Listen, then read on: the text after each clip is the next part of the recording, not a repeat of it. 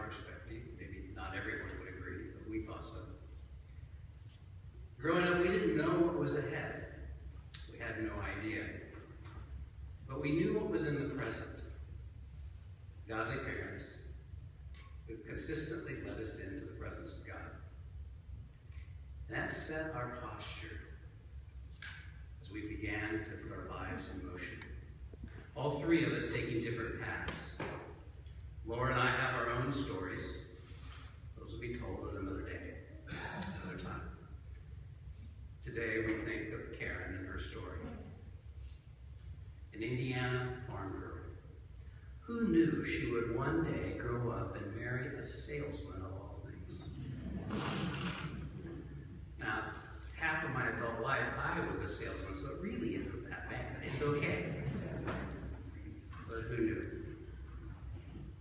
Who knew that she and her husband Don would start half a dozen or more businesses over the course of their lives? Who knew that she would become a great mom and a great grandma? Well, she did have a great example to follow. Who knew that she would one day become a webmaster? When we grew up, we still used rotary telephones. The internet didn't even exist. Who knew that she would lose her husband in his sleep? Who knew that she would live in Orlando for a while with Andy and her family, then settle in Indiana, sharing an apartment with Mom? Who knew that she would become a web-published writer? Who knew she would one day speak words of encouragement to others who have lost their husbands? Who knew she would step from this life into Jesus' presence the morning of September 9th, 2015? Our Father knew. He knew every step of the way. Today we grieve and we mourn our loss. Naturally thinking, too soon, God, too soon. We wanted her here longer. In one of Karen's blogs, she wrote the following. A few months after Don, my husband, passed, Psalm 139, verse 16 was brought to my attention by Bible study ladies. It tells us every person has a certain number of days assigned to them. And then quoting scripture, she said, all the days ordained for me were written in your book before one of them came to be. She ended the sentence or the paragraph with, nothing we do or don't do can add to or take away from that number. Karen understood what it means to live life in the palm of God's hand. Now, I suspect that she wondered at times about the timing of particular events. And yet she continuously embraced his sovereignty. Along the way, telling her story, a story of love and loss, a story of sorrow and grace, of personal emptiness and his fullness, of his care, his provision, his protection, and his boundless love that never fails. In another web posting, Karen wrote, yes, I have a story to tell. One that began when I took my first breath, and it will not end until I breathe my last. I don't know what the rest of my story will be, but God does. Now I'm going to disagree with my big sister this morning. I don't think that she would argue with me to a great degree. Her story didn't end with her last breath. Her story continues on. Through the lives of her extended family, and certainly, pointedly, through the lives of her children and her grandchildren. Through the friends that she touched.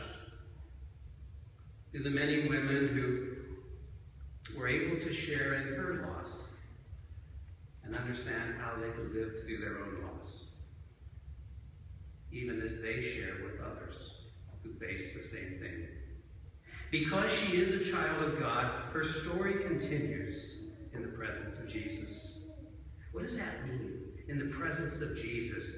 Well, I don't know there's any way we can know for certain what that means or what it's like.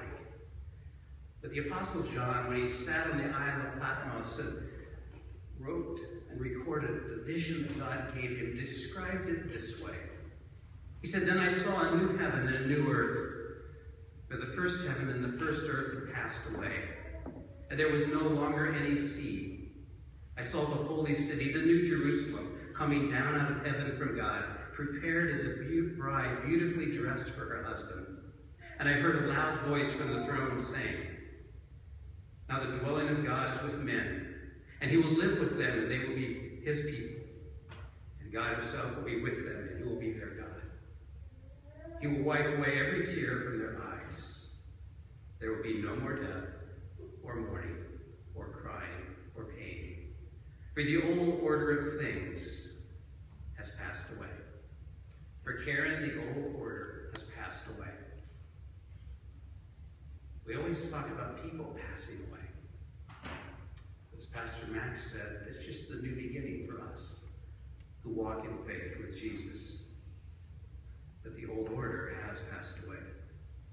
Whatever we can imagine Karen is experiencing right now, as grand as it is, as wide as our imaginations will go, it pales in comparison to her reality.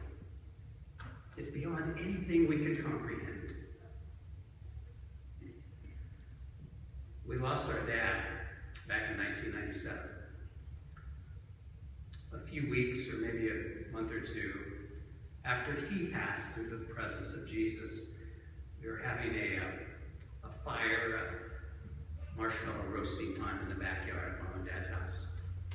Grandkids were there, maybe not all, but some of us were there. At one point in time, I stepped away from the fire, and I was off to the side, and Mom walks over and said something to me that I've only really repeated a couple of other times since that day in 1997.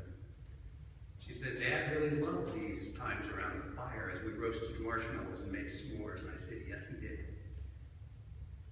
And then she said, "But he wouldn't trade places with us."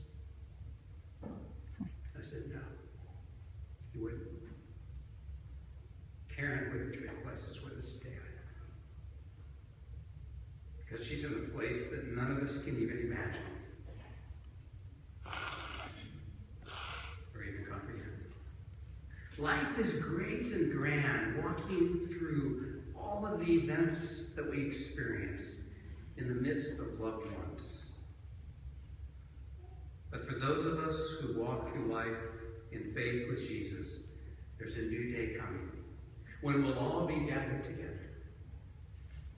A place where the old is gone, the new has come. Where there'll be no more death, or mourning, or crying, or pain. It is our hope, and it is our certainty for those of us who know Jesus personally.